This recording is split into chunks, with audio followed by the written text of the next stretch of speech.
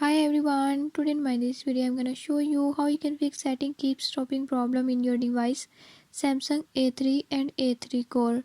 In this device Samsung A3 and A3 core, if setting app is not opening or is not working, I'll tell you how you can fix it. Before I start, if you are new to my channel, don't forget to subscribe and press bell icon. Watch complete video and learn how you can fix it.